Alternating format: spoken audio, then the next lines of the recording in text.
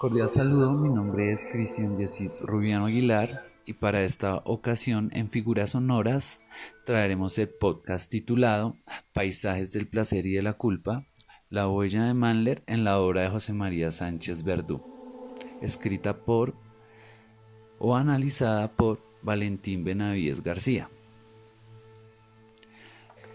Hay músicas que no se limitan a sonar, sino que piensan con el sonido. Obras que dialogan con el pasado no para imitarlo, sino para transformarlo.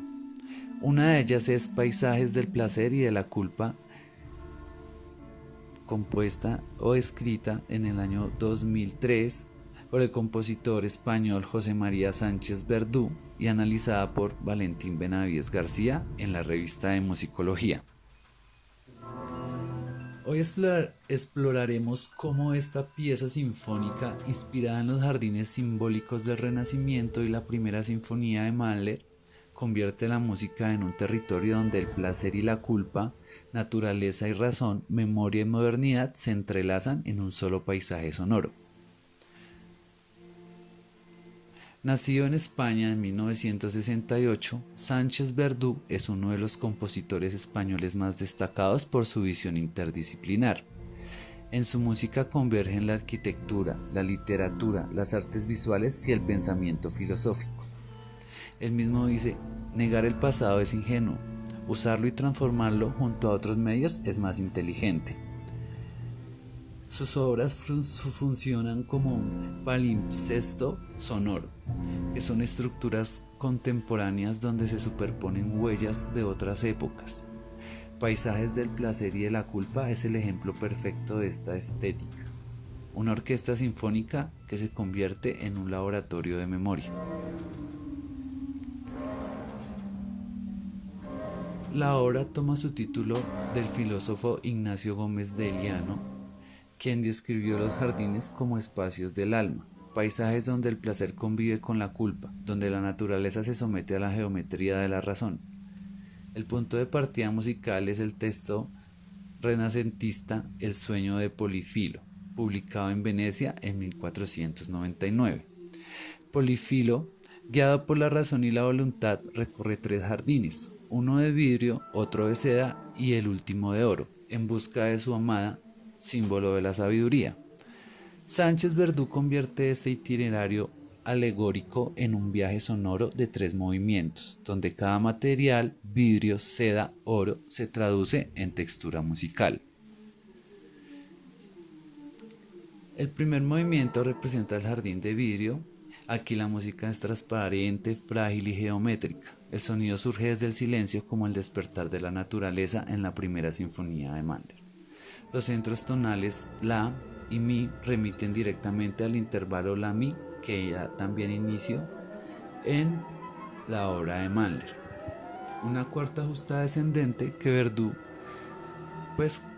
lo convierte en el símbolo de lo cristalino. El silencio no es ausencia, es parte de la materia. Así la textura reproduce musicalmente el carácter del vidrio, duro, brillante, quebradizo y el orden racional del jardín geométrico. El segundo movimiento, que es como simboliza el jardín de seda, pues el segundo movimiento es un poco más emocional. El jardín se abre a la sensualidad, la orquesta se vuelve más cálida, predominan las maderas y los timbres suaves. Sánchez Verdú imagina una superposición de tejidos de seda con diferentes texturas y colores agitándose ante una brisa continua. Por parte del análisis técnico que hace Benavides en el texto, pues observa la transición de un estatismo del primer movimiento al flujo. También observa que las alturas se organizan en campos modales movibles sin una función tonal tradicional. La armonía se sustituye por la interacción tímbrica en lo que podría llamarse un contrapunto de color. Aquí la música no avanza por progresión armónica, sino por microvariación cromática, una respiración continua del tejido orquestal. El tercer movimiento, que simboliza el jardín de oro, El último jardín es monumental, dominado por los bronces y por el motivo rítmico singular, un tresillo incompleto, de 2 notas por grupo. Sánchez Bertú lo concibe como símbolo de la Trinidad, donde una de las 3 caras permanece invisible como en el obelisco dorado escrito en el texto renacentista que toma como parte de inspiración para realizar la composición. Hay algunos aspectos que con mayor claridad se ven representados que en la huella que deja Mahler. El compositor español Sánchez Verdú reinterpreta los motivos que Mahler utilizó al final de su sinfonía Titán. También es el motivo llamado de la cruz, derivado de un himno, Cruz Fidelis, que también era tomado como motivo antiguo, y el Amén de Dresde, que es una cadencia ascendente de origen litúrgico. Pero pues en lugar de citarlos, Sánchez Verdú los integra como en un solo gesto sonoro ascendente construido con un glissando orquestal, representando la elevación física del obelisco como la ascensión espiritual de Polifilio hacia la sabiduría. En ambos compositores el viaje espiritual es muy relevante. Mahler describe en su Titán al despertar de la naturaleza, la lucha y la redención. Sánchez Verdú convierte esa lucha en reflexión. Mahler finaliza en un triunfo de la tonalidad de Re mayor. Sánchez Verdú ofrece un ascenso frustrado en Do. 3 veces la orquesta se eleva, 3 veces se derrumba. Solo al final un Do fortísimo parece afirmar la victoria, hasta que el Si vuelve apagando el esplendor.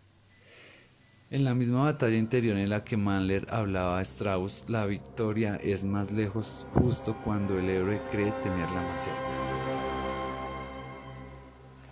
Algo de la interpretación semiológica que nos muestra el autor de nuestro artículo, que el análisis de Benavides identifica una presencia de Mahler como traza pues en la huella física del nivel poético que utiliza nuestro compositor Sánchez Verdú, la intención creativa sobre un nivel neutro de la partitura.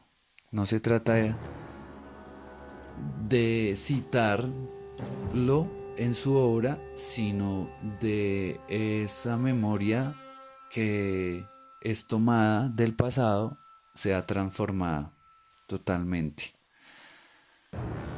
Mahler actúa como un eco interior, un arquetipo sonoro que estructura el discurso, pero filtrando por la sensibilidad contemporánea. Así, Paisajes del placer y de la culpa es una obra sobre la escucha misma, nos invita a rastrear y a reconstruir significados, a oír el pasado resonando en el presente.